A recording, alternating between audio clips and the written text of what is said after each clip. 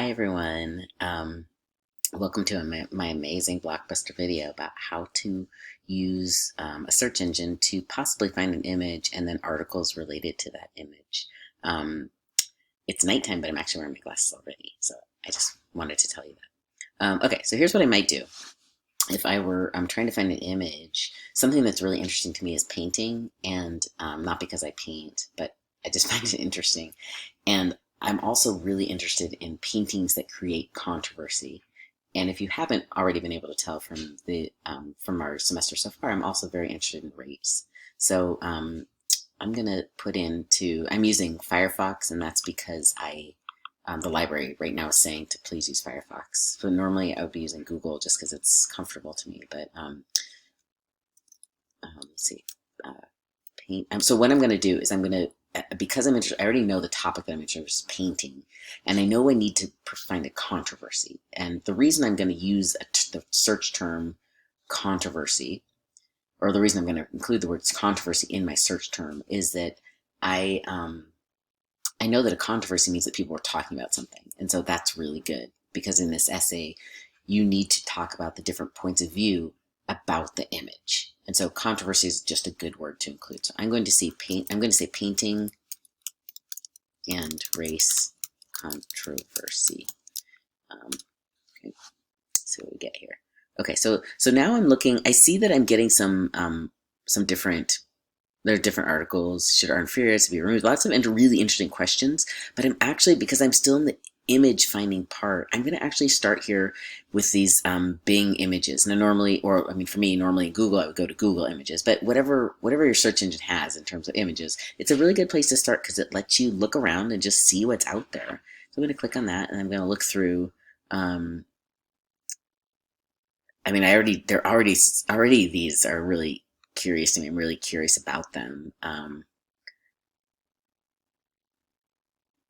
Yeah, really interesting. One that is really standing out to me is this one that I see. I've seen it in a couple different places here and here. It looks like, okay, so it's a man in a Klan in a police uniform and a Klan hood, pointing a gun at the forehead of a very small child who is in return offering or pointing a bag of Skittles, which is a kind of candy, at the officer. And that's in reference to Trayvon Martin, who was not that small of a child. I believe he was 16 years old.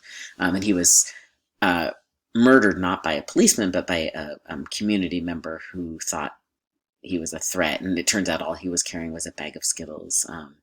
But he was killed by this man in the neighborhood who thought Trayvon was up to no good and then killed him. So anyway, that's a really interesting one to me. So I'm actually going to click on that. And this is what you can do too. You find an image that stands out to you, whatever it speaks to you for some reason you don't know maybe, or maybe it is an image you're familiar with. Click on it, and what you'll see for many cases is there's an article or something, a website, something related to that image. So you can learn more about it. So I'm going to do that. I see now it's called A Tale of Two Hoodies, and then racism in parentheses, and it looks like it's by an artist named Michael D'Antonio.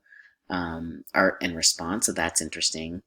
I'm gonna click on this. One thing when you start clicking on stuff, you want to keep a catalog of where you've been, so that first of all you can get back there, and second of all you can use them for your works cited page. Okay, so I'm gonna click on this and see where it takes us. Okay, so now it seems like I'm in the artist's page, maybe. It seems like it. And so I see the painting here. And already there's looks like there's a little description about the painting. And what's interesting to me and should be interesting to you are these hyperlinks in here. Okay, that's really good because the hyperlinks are going to give you more information. What information are you looking for? You are looking for information about the image. Then you are really looking for information about the controversy. What did some people say? What do other people say? If you're not finding that about an image, for example, if it is so overwhelmingly just one way of feeling about it, or it wasn't controversial, people were not saying, hey, we should remove it, hey, we shouldn't, or hey, I love it, or hey, I hate it, then it's not going to be an image that will work for this research project. Okay, but what I see is that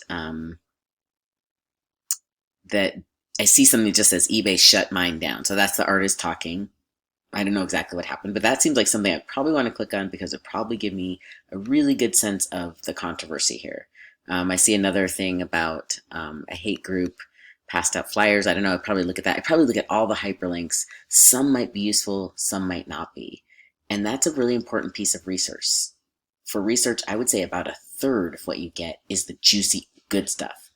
The two-thirds is trash, and that's okay if you spend an hour, so two-thirds of the hour, 40 minutes, getting trash, and then 20 minutes you get really good stuff.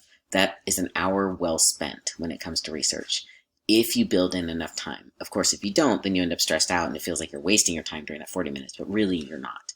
Um, okay, so that is my incredible video about how you might use um, a search engine to find an image and then to find the articles that will give you information about the controversy which you need for the very first part of your research. I'm sure you just can't wait to watch this again, so I'm going to end here.